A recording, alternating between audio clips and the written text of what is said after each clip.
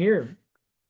Thanks so much, David. Hi, everybody. I'm Debra Squyres. I'm the Chief Customer Officer here at Bonusly, and I'm so excited to share with you all for the first time our take on the state of recognition based on the research that we have done, what we've pulled together, and the practical advice that we have for you to make work better. That's actually Bonusly's mission, and I feel like that's been my mission throughout my over 30-year career, is to make work better.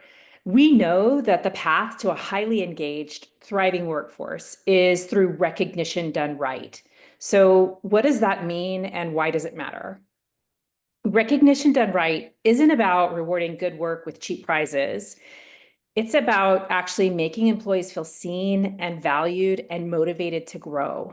Many programs focus on optics over impact, offering impersonal praise or hollow awards, and really miss the mark and miss the opportunity to have true impact for their teams and ultimately have those teams have impact on their company.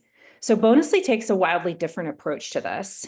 We believe in frequent, specific, multi-directional recognition that reinforces company values, builds meaningful connections across teams, highlights in great detail the work that matters, and fuels employee and business success. So when recognition is done right, it creates a workplace where everyone feels empowered to do their best work. So we'll be referring to recognition done right quite a bit through the course of today's presentation, and I just wanted to take a minute to level set on what we mean by that. Okay, let me see if the tech will work for me. Okay, good.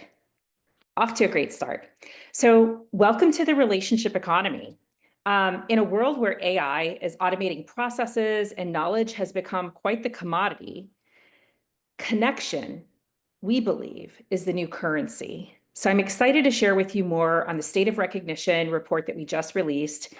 I think David is going to share the link in the chat as well. And in our follow-up email to all of the participants today, we will include the link so that you can download that for yourself.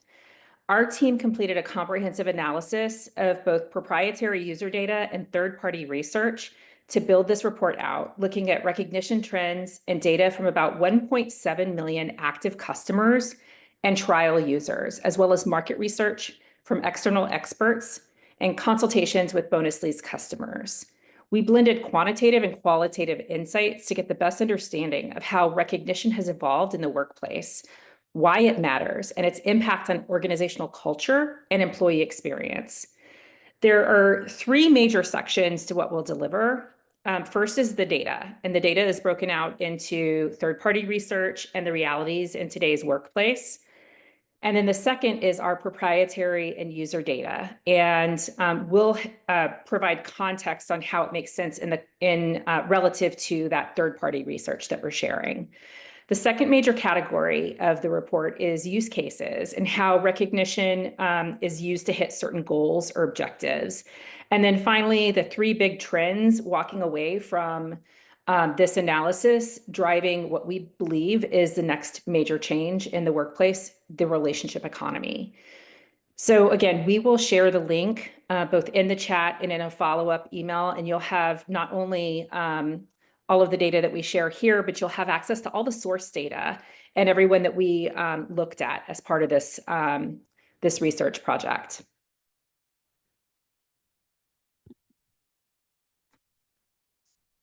There we go. All right, so we're going to start first by walking through some well-regarded third-party research on today's workforce. Many of you, I'm sure, are familiar with Gallup's 12-question engagement survey. We looked at, in particular, the areas that saw the most significant declines in 2024. And those three areas were clarity of expectations. Less than half of employees clearly know what is expected of them at work. That's significant. Less than half of people know what's expected at work. How do you know when you're doing well or that you're working on the right things when that's the case? The second area or the second question is feeling someone at work cares about them as a person. Right now, just over a third of employees feel strongly that someone cares about them at work. That's crazy. And then the final question is someone encouraging their development. less than a third of respondents strongly agree that someone at work encourages their development. All of these three areas saw major declines year over year, and we're in a steady downward trend. So this highlights the urgency on what's going on in the workplace today, really compelling us to bring radical solutions and modern solutions to these challenges. So Gallup now measures worker loneliness. There we go. And they're now reporting a whopping 1 in 5, 20% of employees worldwide feel lonely. And for those people who are tempted to say that it's because we need to return to the office, let me tell you something. Proximity has nothing to do with a sense of connectedness. It does not create connection, engagement, or a sense of belonging. Proximity does not ensure alignment or sense of purpose, and it doesn't ensure people understand what's expected of them. This is not about returning to office or being remote. This is about the state of mind of people all across the workforce that we have the opportunity to impact in a positive way, and that will impact business results directly. So engagement levels are dismally low. We all know that managers are critical to the experience and engagement of their teams and to executing on company strategy to deliver business results. 69% of managers are disengaged. That's almost 3/4 of the managers out there being disengaged. So it's not a surprise that less than a third of the employees are feeling engaged today. There's a direct impact. And if we take nothing else away from this, we have to diligently work to address manager disengagement and manager experience because it has a direct link to employee experience. It has a cascading effect. The data also shows that not every workforce is being equally impacted. We're at risk of losing an entire generation's potential if we don't address engagement for Gen Z. Gen Z is now 27% of the workforce, and they are our future. Keep in mind at the same time that Gen Z is coming into the workforce, that 10,000 baby boomers a day are leaving the workforce, creating a vacuum. So it's a pivotal moment in the demographic of the workforce today. We've all heard the famous phrase that the children are our future. Gen Z are young adults. They're all adults at this point coming into the workforce, but they are our future in the workplace. And right now, with their engagement levels, the future is looking really bleak. Not all industries are being impacted in the same way. I was actually shocked that technology is at the top of the list of the sectors that are suffering with poor engagement. It used to be that technology was the beacon of light and hope and best practice, that we all wanted to be like the tech sector. That's not the case any longer. And tech sector disengagement creates incredible risk to our innovation and competitiveness in the economy.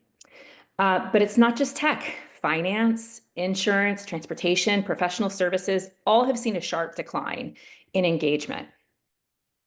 Harvard Business Review has said that the workplace loneliness situation has reached epidemic proportions. And it's not just about addressing loneliness for loneliness' sake, though I think as HR practitioners and leaders in companies, we can all relate to the human condition, and our sense of empathy and care for people would call us to really come forward to address this. But if you think about it in terms of dollars and cents, this isn't about feelings. We absolutely should take a human first approach to solving this. There are very real, very negative impacts on cold, hard cash when you have this level of disengagement and loneliness. So before we hand wave away engagement as a feelings issue, let's take a look at what it's costing us. And take note here, these metrics will help you in your own companies with your own ROI discussions with senior executives on why they need to fund recognition programs. What does disengagement look like from a financial perspective? I'll say it again, it's not a feelings problem, it's an economic problem. It's not an employer branding issue or play, though there's value in employer branding. Disengagement and attrition are, in and of themselves, sunk costs. We're literally burning money based on the condition of our workplaces today. It's costing the average 100-person company over $500,000 a year in disengagement cost. Recognition is the path to get a return on the investment from your salary spend for your employee base. So engaging your teams lead to discretionary effort, which is ultimately icing on the cake. Discretionary effort is when you have an engaged workforce that is already intrinsically motivated to deliver outsized impact and to go above and beyond. So focusing on recognition that drives engagement will reduce the costs associated with attrition and lack of productivity that come from that problem. So if you're a little depressed after this section, which I was after reading the data initially, I just want to ask you to hang in there, hang tight. We know the problem is significant, and we wanted to give you some very compelling data to support the investments that you're asking for in your companies to help make work better. But the solution is truly straightforward and within your control. And so we will walk through that. So what's the solution? Effective employee recognition, or as we like to call it, recognition done right. Timely, specific, and focused on behavioral change and measurable results. Recognition done right turns disconnected workplaces into thriving, high-performing ones. When it's connected to mission, vision, and values, employees' sense of alignment and purpose increases. So feeling that connectivity to what the company is up to increases. When employees feel valued, their sense of belonging strengthens and their alignment with organizational goals deepen. Their willingness to go above and beyond is unlocked. And this doesn't just impact engagement, it's directly connected to driving skill development. So learning what you need to be competitive tomorrow, not just today.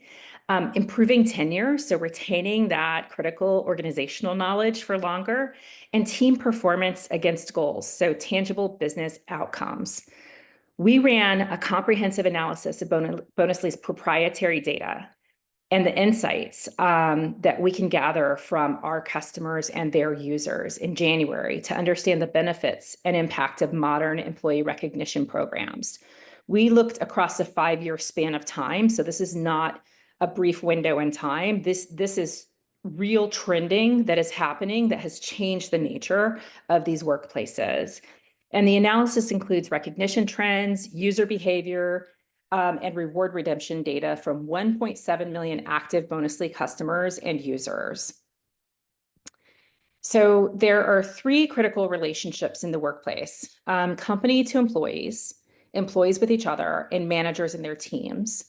The beauty of a modern recognition platform like Bonusly is it addresses all 3, but remarkably, when you democratize the culture through quality peer-to-peer recognition, you see significant momentum in surfacing the behaviors that drive performance and examples of values being lived out, which creates a virtuous cycle. Reflect back on the percentage of employees who know what's expected of them and how that's been declining over time.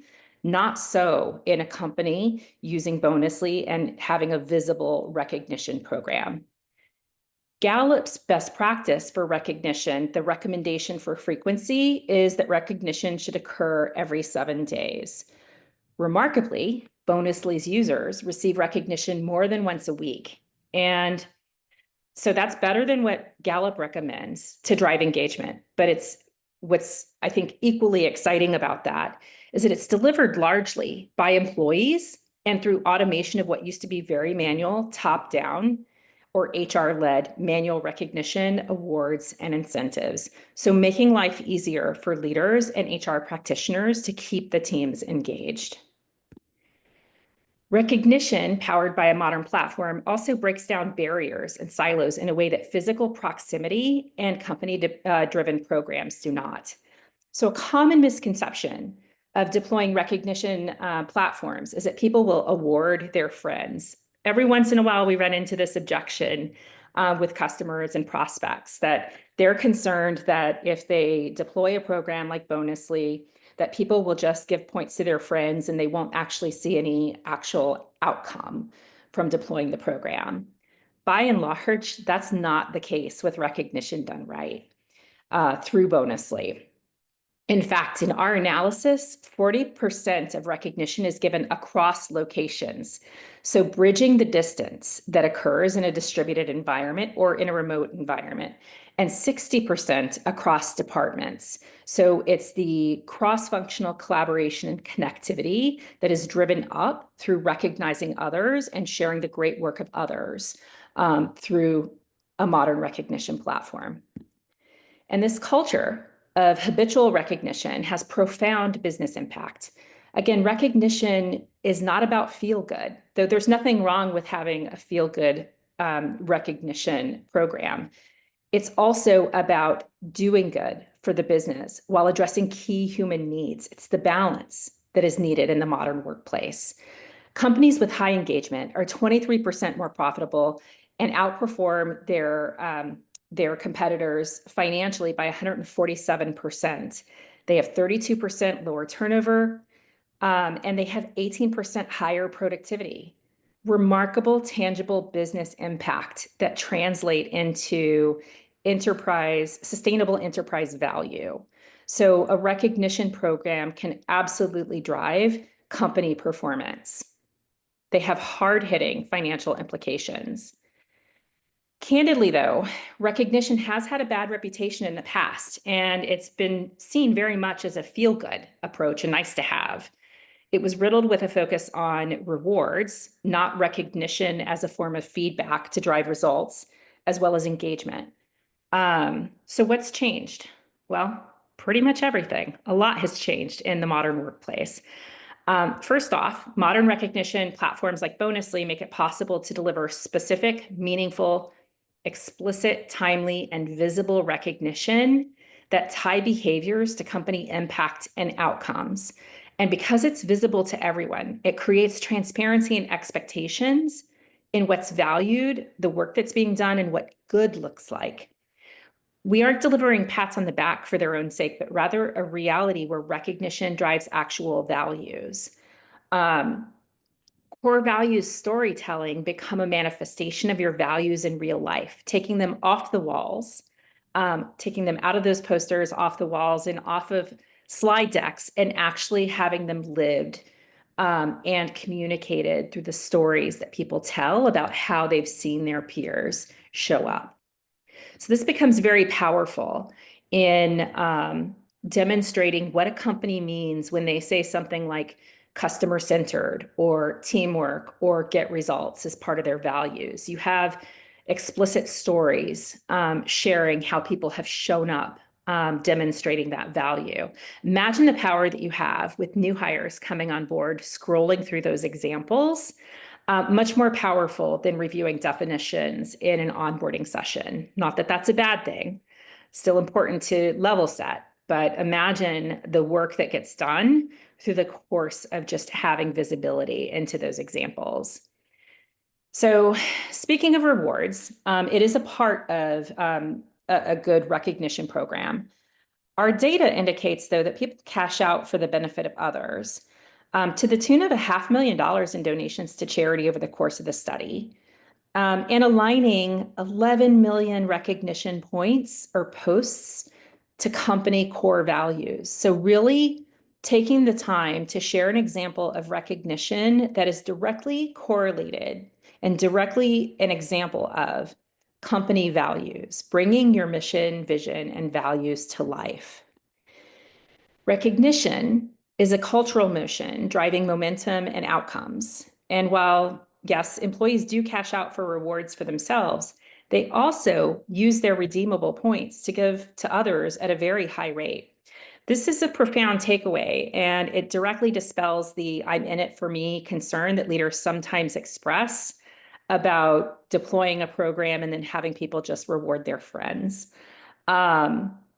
The second most common reward claimed in Bonusly is the ability to take your redeemable points and recycle them to give to others so that you can give more quality recognition to your peers.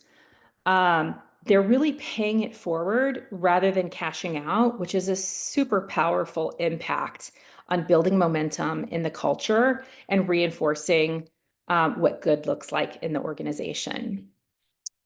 So recognition and action, we're going to talk a little bit about the impact that you can have in using recognition done right within your workplace. But the outcomes are It helps employees grow and develop additional skills and have more impact and make bigger contributions to the organization.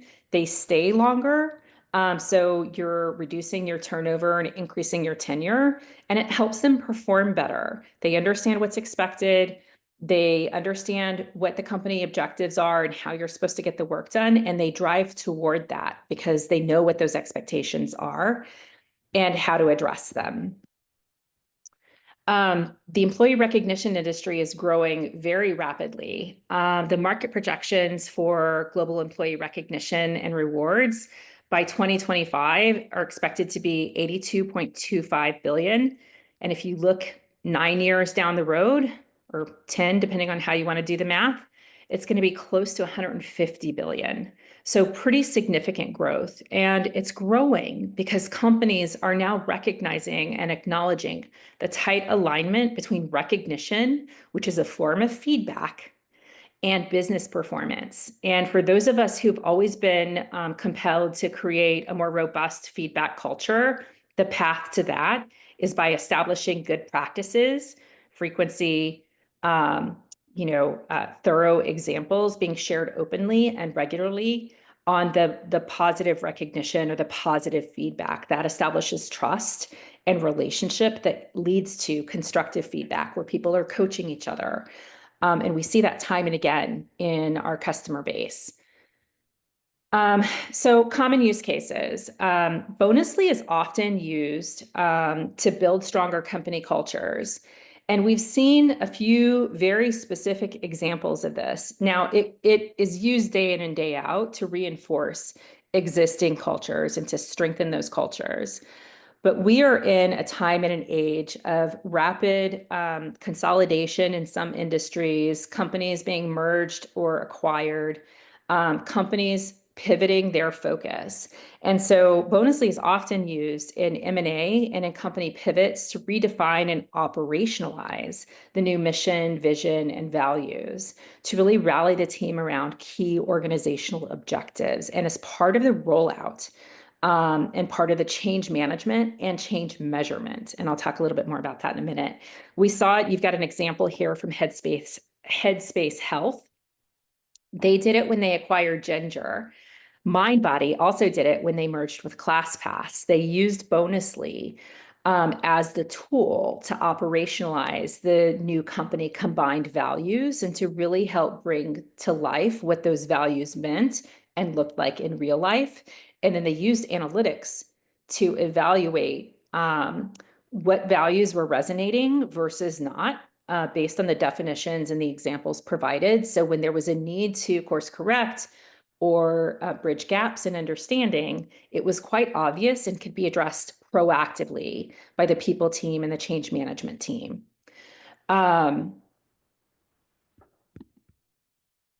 Another common use case is to improve employee retention. We know that when employees feel connected to their workplace, to their company, that they have a much higher likelihood of retaining or staying with that company. In the case of Marmon, you've got a quote here. Marmon Food Service Technology got specific feedback from their employees in one of their annual engagement surveys that their employees didn't feel valued or appreciated at work. And they were struggling with a remarkably high turnover rate. Probably not a surprise. The two do go hand in hand. Within a year of deploying Bonusly and empowering their team members how to deliver recognition or do recognition right, they saw that their employee engagement scores soared and they moved up to #1 across 12 different business units in employee engagement from the effort put forth here and the positive impact of recognition done right in the workplace, that visibility, that sense of connectedness, that sense of feeling valued and seen. So it doesn't take forever to overcome those challenges. And I, like you, have been on the receiving end of those kinds of employee engagement surveys. And sometimes it's really depressing because you feel like you're doing everything that you can, but you're working so hard and you're not hitting the outcomes that you want for your people or for your company. And the reality is we need modern tools and modern processes and to unleash the collective culture building of the entire team. Culture cannot just rest with leaders or with the HR team. We have to mobilize every single team member to drive and build a thriving culture. And the third use case that we see quite a bit, and there are many more, but we really wanted to highlight the three really common ones that we see. It's motivating teams to hit business goals. We're all facing this. We have to do more with less. The goals continuously go up year over year. We have to get smart about how we actually focus on the right work and the right outcomes. So we see many companies use Bonusly to raise awareness and to build momentum and celebrate successes in achieving business objectives. Equally important, because Bonusly raises visibility into the work that people are doing, the full spectrum, not just the little parts that we see as leaders. It actually helps managers identify where people may be veering off into areas that are not the biggest priorities, so that they can be brought back in and focus on the most critical path to achieving those business outcomes. So that visibility has a lot of impact on manager effectiveness and company focus. And you can see this at the department level. You see the Jobber example here, where the sales team was using Bonusly to drive incentives and focus on particular areas from week to week and month to month. Really, leveraging a focus on getting it right with their teams and really recognizing that effort and what had them be successful. But you see this across companies as well when they roll out new initiatives. Bonusly ourselves use Bonusly each year as we're rolling out new company objectives to redefine those, to bring them front and center, and to make sure that the examples that people are sharing of people doing great work are tied to the work that we actually, or the outcomes that we actually need to accomplish. We can spend our time in a myriad of efforts, but the reality is time is precious and we have to focus on the right things. And Bonusly gives you the ability to actually focus on that. So modern recognition program is going to help drive that focus and attention on the right work, not just the most work. All right. So recognition is the gateway to capitalizing on the relationship economy and building a thriving, high-performing culture at your company. Recognition done right surfaces the work that matters and work that aligns to company objectives in ways that align the company values for how the work should be done. So you're demonstrating day in and day out through these rich stories of people doing great work or accomplishing objectives, what good looks like. This visibility into these examples identify what good looks like, and others have the opportunity to not only understand expectations, but they can emulate that. They can focus on what they aspire to. Managers can identify people who have strengths that can mentor others who need to develop in that particular area. You also identify people with strengths that are ready for the next level of performance or next level of responsibility. This visibility really broadens our understanding of the capabilities on the team for leadership, where in other circumstances, you might only see a small sliver of the body of work and achievements of your team. And in an open recognition culture, you have a much broader view on employee contributions and impact the full body of their work and what they're up to in a positive way.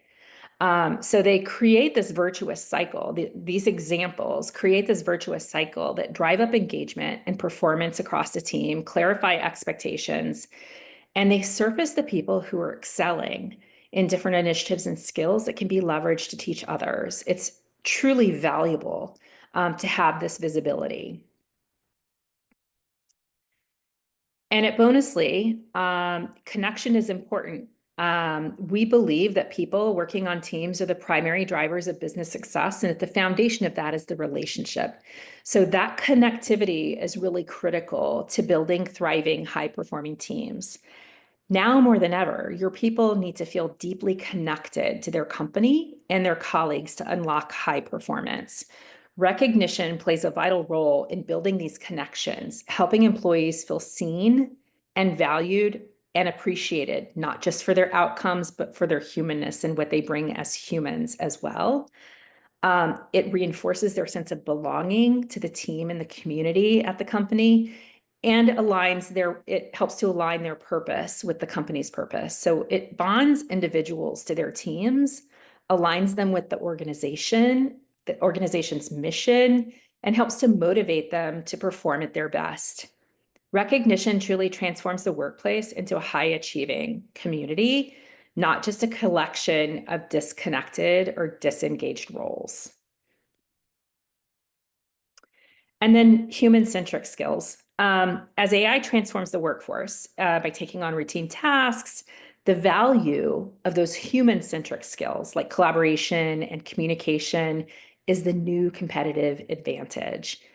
AI can easily replace knowledge, but it can never replace the deep, meaningful connections that build community and drive peak performance in the workplace. So the days of workers competing for knowledge are long behind us. Knowledge is a commodity. It's available and accessible to everyone these days. The rate of commoditization will only grow. But what truly differentiates a workplace now is the ability to connect, collaborate, and build trusting relationships, the linchpins of company performance. So as we head into the future, we're really witnessing a watershed moment, the likes of which we haven't seen in decades.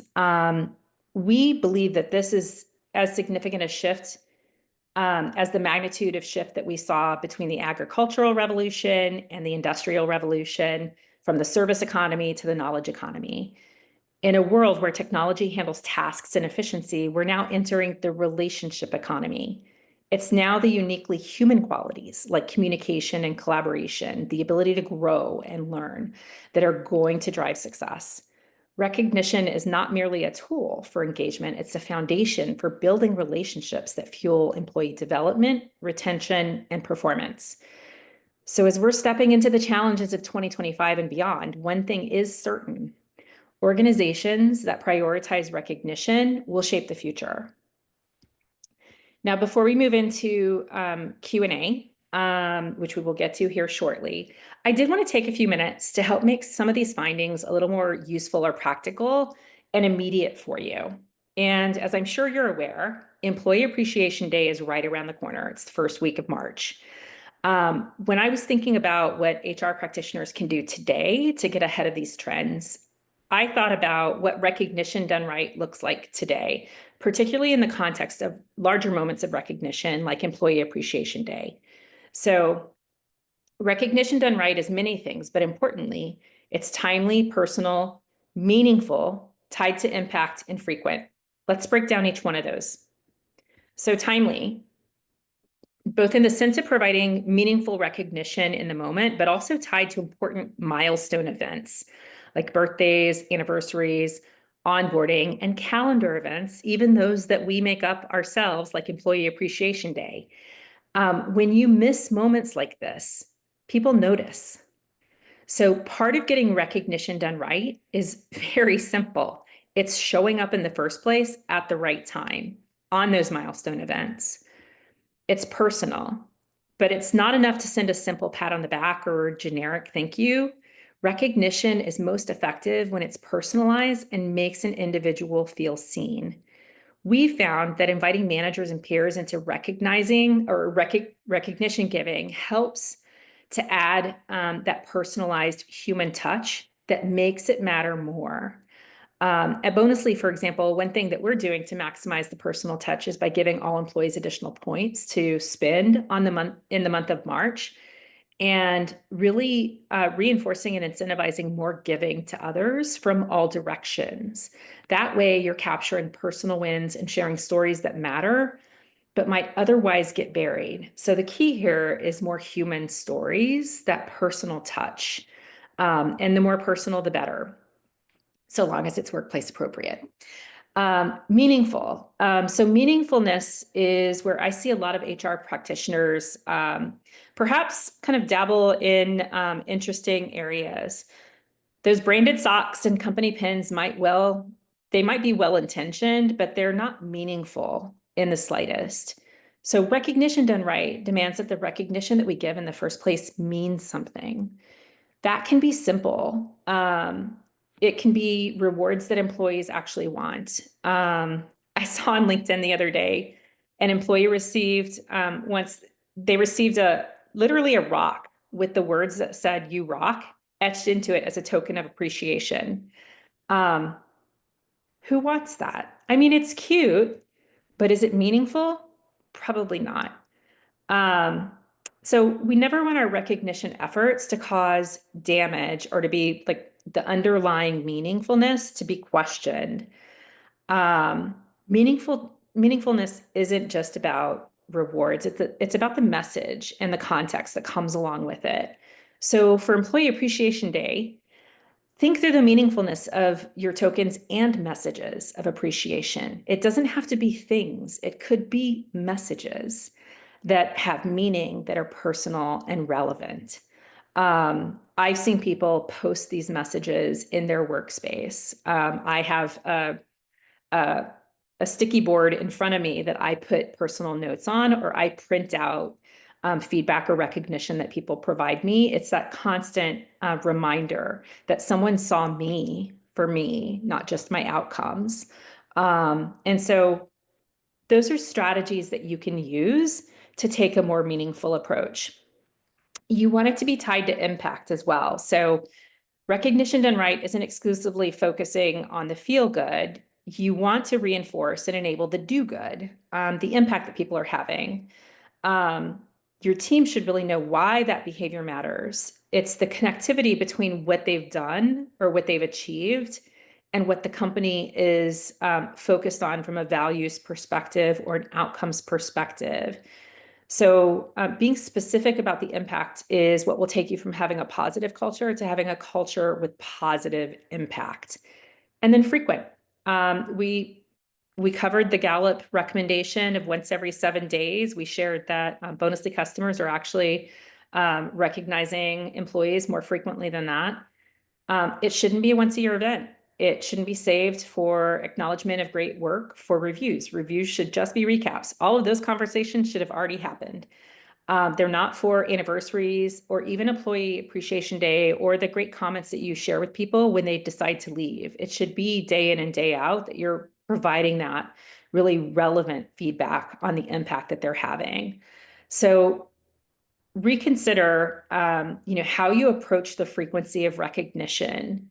You want it to be meaningful. So we're not just showering people with kudos, but we need to have it frequent enough that you're reinforcing the behaviors that matter and people know what's expected of them. So that level of frequency and intentionality is really the only way to make sure your values and goals become muscle memory and not just words on a wall somewhere. So thank you for being so gracious with your time and attention. And hopefully you took a little bit away that you can use at your upcoming Employee Appreciation Day. I'd love to transition into Q&A now, if that works for everybody. Absolutely. Thank you so much, Deborah. I've heard the report and the stats over and over again, but each time it's just astonishing. And so thank you so much for diving into that report. I shared the link in the chat, but also we will definitely send out the link afterwards to you all with the recording so you can access that report whenever you would like. We do have a few questions in the Q&A, but before we dive into the Q&A, we are going to launch just a quick poll. Like Deborah mentioned, we have Employee Appreciation Day coming up here next week. And if you would love to just explore bringing Bonusly to your company, to your organization, and talk to someone about what that may look like, please answer that poll, and we will have someone reach out to you and set up some time to chat. So we'll leave that up for just a few more moments. Let those answers trickle in, but we will start our Q&A. And so we have a few, like I said. If any questions arise, during this portion, please still use that Q&A box. But Deborah, this first question, I think came in as you were talking about Employee Appreciation Day, but it was, I have a limited budget this year for Employee Appreciation Day, but still want to do something meaningful. Any ideas? Oh, yeah. One of my favorite is really to uh, share with people the meaning of recognition and how to construct meaningful recognition, and then really challenge them to provide recognition cross team within their team. Give them a checklist of things to think about and reflect upon, and give them enough time in advance of Employee Appreciation Day to be able to do this meaningfully. Um, One of the things that some people struggle with is like finding the right words. So you want to give them enough time to do this, but you want to really give them the skills around recognition done right. If you don't have a platform, really set this up as a way that people can share. They can either, if you're in a physical workplace, people can write recognition on a small note, or if you're like me and you can't read your own chicken scratch, you can write it out on the computer and print it out and kind of cut it out and put it in their workspace. You can do something virtually as well. One of the things that struck me in some of the third-party data is the impact of the CEO or senior leader taking the time to actually provide really meaningful and thoughtful recognition. So work with your leaders to demonstrate and model this behavior at the outset. But I would set a goal for having individuals provide a certain amount of recognition over the course of the week of Employee Appreciation Day. I know it's a day, but you have to piece it out so that people feel like it's something that they can accomplish and it can be meaningful and thoughtful. And sometimes right on the surface, like on demand, you don't have it in the moment. But if you give people a window of time and keep them informed of what you're seeing, that will create a really positive experience for everyone. Awesome. Thanks, Deborah. This next question is around people managers. And so this question is, how can I help my people managers improve engagement amongst frontline employees when managers are even more burnt out right now? Yeah. Okay. So what I will say is there's a whole separate conversation that we should have about how to empower managers to show up at their best. There are a lot of things that we can do structurally or organizationally to make that happen, including like just baseline of training and preparing managers. I read a statistic the other day that 82% of people managers end up as people managers without any actual training. Um, that's something that we can do. But from the perspective of helping your people managers improve engagement amongst their team, make it easy. You need to make it easy for them to show up in the team meeting and recognize people's birthdays or anniversaries. Make it easy for them to know who's coming up on that anniversary or who's achieved a major life milestone that we want to celebrate, so that when they go into that one-on-one meeting, they can celebrate it with them. Really empower them to be able to have the conversations that have employees feel like they are actually seen as humans, and that they're empowered to and really trained to provide good, constructive feedback. Oftentimes, managers are trained to find the coaching opportunities. And we think of coaching opportunities as being bridging gaps, like where are they not performing well? We need to train managers and make it easy for them to see people showing up at their best and reinforce that. Often, that type of reinforcement generates more of that type of behavior. And that not only has impact on the individual, but on the teams as well. We very much focus managers on kind of the mechanics of management, not the human aspect of management. So really helping them understand how to have conversations with people outside of just what tasks, what are the status of tasks, really building relationship, staying out of areas that they don't need to be asking questions about, but truly getting to know their team members as humans in a way that's natural for them. Great. Thank you again. And so this next question looks like it is around freelance teams. And so this attendee says, thank you for sharing the data in this report. I bet many of us can relate to engagement. I am curious if you have any use case or examples or ideas for freelance teams. For example, if some are busier than others with project work, not everyone stays engaged, even with Slack groups, etc. Yeah, so that's interesting because freelance groups and like there's this whole conversation around the contingent workforce, which is becoming more and more the standard and not the exception these days, whether it's an individual freelance team or it's like contractors within a company or contingent workers within a company. They're still humans who work hard and who want to be seen and valued. And so you have to treat it very similar to a traditional workplace where you set objectives together, you have agreed ways of working and norms for that, and catching people at their best. It's really not that much different because it's still humans at work. The contractual relationship is different. I know that there are concerns, and I do believe that over the next decade or so, we're going to see changes in the way that companies are held to account when it comes to contractors versus employees because of the way that the workforce has changed. So over the last decade or two, wasn't that long ago that it was a third of the workforce are contingent and don't have traditional W-2 roles. That's a very US-centric view on things.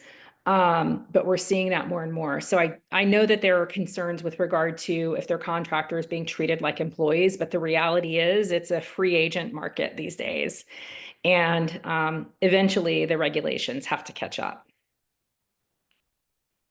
One thing I love about the Q&A is, as we start going through it, the questions just keep coming in. And so we have some really good questions here. I know this next one, Deborah, you're going to love.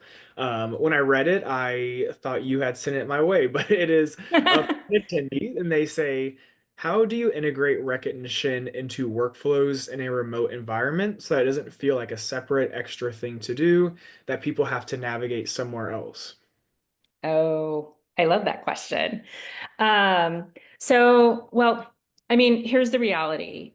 You have to have your recognition programs embedded into the ways that you work. If you have a recognition platform, make sure that it seamlessly integrates with your messaging or your chat platform like Slack or Microsoft Teams. People need to see what's going on without having to go log in somewhere else. You need it to feel natural. So you want a system that is just easy for people to adapt. And in an ideal world, you're going to incorporate the best of AI prompts that help you write good recognition and recognize who you haven't, like for managers in particular, who haven't you recognized recently? Who's doing things that are getting recognized that you may want to talk to them about in their upcoming one-on-one or celebrate in a team meeting, something along those lines. So you have to just make it easy and surface it for them where they're already working. Great. And we have just a couple more. There were a few questions in here about the recording and the report. So yes, we should be emailing that to you all tomorrow. So keep an eye on your inbox. We'll be sending you the report as well as the recording from today's webinar. But this next question comes from an anonymous attendee, and they said, I work in academia where there is a hierarchy, and many don't see the value in such, quote, fluff. How can I take this valuable info and get others to buy into it? The data you provided helps, but there's a culture of, I had to go through it, you should too. Ha, I have so many thoughts and feelings on that. No, I totally get that. I started my career not in academia, but in very large enterprise companies in the early 90s. And there was very much the mindset that you just have to live through it in order to earn your next spot. And so I can completely appreciate that.